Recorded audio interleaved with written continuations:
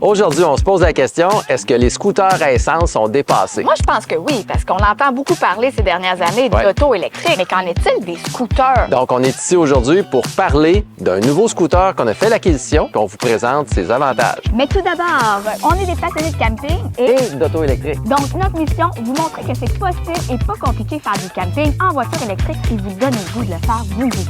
Donc nous, ça fait déjà 2 ans environ qu'on a un scooter à gaz ou thermique. Oui, non, c'est ça. C'est un Yamaha Vino. Puis comme nos enfants ont dépassé 14 ans, bien, ils ont droit, avec un permis, de conduire un scooter à essence qui peut aller jusqu'à 70 km/h normalement, les limites. Mais C'est rare que ça réussisse à se rendre ouais, jusque-là, c'est ça. mais- Généralement, ça va naviguer entre 50 et 60 un scooter à essence. Ouais, on aurait bien voulu, à l'époque déjà, acheter un scooter électrique, mais on trouvait rien. Hein? Moi, j'avais trouvé le Super Soco, qui est une genre de moto électrique qui peut aller, je pense, jusqu'à 70 km/h. Je suis pas sûr s'il faut le débarrer, là. Mais là, Marie-Pierre, t'aimais pas ça. Moi, j'étais mordu pour ça, puis toi, tu voulais rien savoir. Ben, en fait, tu sais, nous, nos filles, ils veulent là, rouler en électrique, puis c'est juste qu'il n'existe pas beaucoup de modèles. Donc là, Eric, lui, nous a montré la Super Secours, puis... On est allé l'essayer. Il essayait de vendre l'idée que ma fille de 14 ans, de 15 ans, allait embarquer dessus. Mais elle s'est assise dessus, puis elle trouvait ça, effectivement, un peu gros, un peu massif. Hein? Mais c'est un peu massif, mais ça a le look d'une moto. Ça se conduit super bien. C'est pas si pesant que ça, finalement. Mais là où j'étais d'accord avec Marie-Pierre puis mes enfants, c'est qu'il n'y a pas vraiment d'espace de rangement. Ouais. T'sais, nous, le but pour mes filles, c'est d'aller travailler, c'est d'aller à l'école. Donc, notre scooter à gaz qu'on avait, il y avait un petit compartiment pour ranger le casque, donc très pratique. Donc là, ma fille se disait, ouais, mais là, c'est une Super Secours. Où c'est je vais mettre? Je vais le mettre Ouais. tout mon cash, pas pour le rentrer en dedans dans l'école. Ça l'intéressait moins. On a continué nos recherches. On a continué nos recherches, puis tu sais, il y a 2 ans, il y avait plus ou moins d'alternatives où c'était pas très, très clair. Puis moi, ce que je voulais éviter, là, c'était un vélo électrique qui ressemble à un scooter avec des pédales. Puis ça, il y en a partout sur Marketplace. Quoi faire avec ça, hein? On Non. va-tu sur la piste cyclable? On va-tu dans On n'a pas le droit d'aller sur la route. Ça roule pas assez vite non plus. Ouais. On peut pas on peut l'assurer, mais c'est pas vraiment un vrai véhicule. Puis là, on cherchait quelque chose de placable pour un enfant de 14 ans. Ouais. Puis peut-être même moi ou toi le prendre une fois de temps en temps. Ouais. Fait qu'on a trouvé sur Marketplace un usager d'une dame qui l'utilisait plus. Elle l'a acheté il y a 2 ans autour de 4 700 $. Hein, c'est un scooter de marque Niu. C'est le modèle M+ Sport. Ouais. Donc, c'est plus sport. Mais c'est vraiment un modèle très intéressant parce que lui ressemble vraiment à un scooter. Il y a le petit porte-bagages qu'on peut mettre le casque à l'intérieur. Ouais, non, ça, c'est vraiment pratique Ouais. parce que honnêtement, j'étais allé une couple de fois à quincaillerie, je suis revenu avec des petites canettes de peinture, toutes sortes de trucs. J'ai mis ça dans le porte-bagages en arrière, c'est vraiment le fun. Ou pour aller faire une petite commission à l'épicerie. Donc, c'est super pratique. Fait que, tu sais, à la place d'avoir une deuxième voiture qui sert pas souvent, Ouais. bien, avoir peut-être un scooter électrique qui est beaucoup moins dispendieux, qui est électrique, qui n'a pas de gaz à mettre, qui n'a pas d'entretien à faire dessus. C'est vraiment intéressant. Oui, puis ça roule tellement doux, c'est rapide. On va retrouver dessus 2 modes de conduite. Donc, le mode niveau 1 et niveau 2. Niveau 1 va aller jusqu'à un maximum autour de 20 km/h, je pense. Et le Entre niveau vous et 2... moi, c'est vraiment pas vite. Moi, j'étais un peu peureuse dans la vie, fait que je m'étais dit, oh, moi, je vais le mettre en mode éco. Mais un coup, t'es parti, tu fais comme, hey, c'est vraiment pas vite. Non, je pense qu'il n'y a pas rien à faire. Je sais pas pourquoi. C'est probablement naviguer dans les stationnements ou je sais pas quoi, là. Je sais pas. Puis il y a le niveau 2, ça décolle vraiment rapidement. C'est impressionnant, là. Honnêtement, là, c'est le fun, ça décolle. Et en plus, on peut aller jusqu'à environ 50 km/h. Puis c'est correct là, pour les villes. Là. Pour en pleine ville, là, c'est parfait parce que je sais pas vous en Europe, mais nous ici au Québec, la plupart là, des endroits en ville, c'est 30 km, 40 km. Il y a de moins en moins de 50 à l'intérieur là, de la ville. Là. Donc, pour se promener en ville, là, c'est vraiment parfait. Oui, puis tu sais, je l'ai utilisé une couple de fois. Là. Puis honnêtement, sur les coins de rue, tu pars avant tous les véhicules à essence. Fait que comme ça, ben, eux autres sont encore en train de te rattraper. C'est vrai que rendu à 50 km/h, là... Oh, ça va vite. Non, mais ça va vite, mais c'est vrai que les gens t'ont rattrapé. Oui. Au moins, t'as gagné du terrain sur eux autres. Fait que t'es en avant. Oui, Fait que vraiment, c'est un beau scooter, vraiment agréable. Puis, tu sais, moi, j'étais un peu craintive. Bon, peut-être parce que j'avais échappé. Ouais, tu l'avais massacré.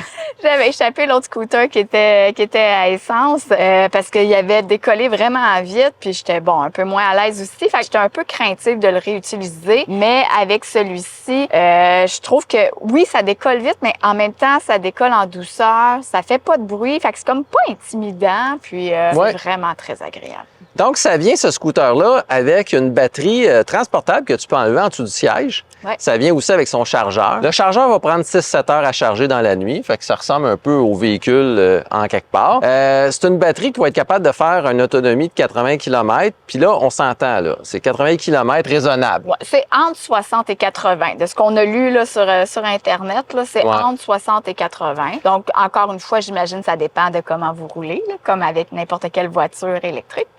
Donc, c'est un scooter qui va quand même avoir une bonne autonomie. On peut charger le scooter directement dehors. Il y a une prise à l'intérieur. Puis, on peut aussi débarquer la batterie, la rentrer en dedans, que ce soit pour l'hiver ou pour la nuit. Là, ça dépend de comment vous voulez fonctionner chez vous. Donc, c'est vraiment très intéressant parce que je sais pas comment sont vos enfants à vous, mais moi, ma fille prenait jamais le scooter à gaz parce qu'elle oubliait toujours d'aller mettre de l'essence dedans. Oui, pourtant, ça coûtait 4 piastres, mais bon. Fait que là, c'est pas trop compliqué. On revient à la maison, branche la batterie, pas besoin de se préoccuper d'aller mettre de l'essence. C'est super le fun. Au niveau de la conduite, c'est un véhicule quand même assez léger. Les freins fonctionnent quand même très bien. Vraiment, là, ça fonctionne bien si tu prends les deux. J'ai remarqué également que sur l'indicateur à l'écran, il y a un R qui apparaît. J'ai l'impression qu'il régène. Donc, je suis pas certain que ça recharge tant que ça, là, mais j'ai l'impression qu'il y a une forme de régénération beaucoup moins gourmand qu'un véhicule électrique, là, mais tu vois qu'il y a une petite forme de régénération. Ensuite, on va retrouver aussi un cruise control dessus. Fait qu'on peut tourner à poignée, se planter sur 50, activer le cruise control. Puis là, à ce moment-là, tu peux pas lâcher tes mains. Là. Il n'y a pas de conduite autonome, là, mais tu peux relaxer finalement. Tu vas tenir ta vitesse. Quand on fait des plus longues promenades, c'est comme toi, quand tu l'as ramené de Saint-Basile à Sainte-Julie, il y avait quand même un bon 15 km à faire. Puis, fait que c'est plus agréable. Oui, non, c'est plus agréable. Ensuite, on va retrouver le petit bouton pour les 4 flasheurs. On va retrouver également les hautes, les basses. On va retrouver les flasheurs qui se désactivent tout seuls en plus. Là. Ils font du bruit aussi, fait qu'on le sait quand il est activé ou pas activé. Puis là, tu flashes, tu tournes, puis quand tu reviens, tlouc, le flasheur s'est désactivé. Fait que ça, j'ai trouvé ça vraiment génial. Il y a un mode aussi pour l'empêcher de partir. Donc, on peut le désactiver. Si jamais il y a un coup rapide qu'il faut faire, là, ou je sais pas trop, tu peux l'éteindre. Et finalement, on va retrouver une application mobile qui permet de vérifier. Il est où ton scooter? Il est où ton scooter? Parce qu'il y a un GPS à l'intérieur. Puis là, moi, je sais pas, là, on l'a acheté usagé d'une dame. Je sais pas s'il y avait eu un forfait ou quelque chose, mais en tout cas, l'application fonctionne. Je vois le scooter d'où c'est qu'il est situé. Il y a des petits indicateurs GPS. Donc, il y a un genre de LTE un peu comme sur les véhicules. Mais là, je sais pas qui paye pour ça. C'est peut-être inclus, là. J'ai pas regardé. Oui. Donc, en somme, vraiment, là, c'est une très bonne alternative au scooter à gaz. J'espère qu'il va en avoir de plus en plus parce que il y a quand même pas présentement, là, en 2023, beaucoup de modèles.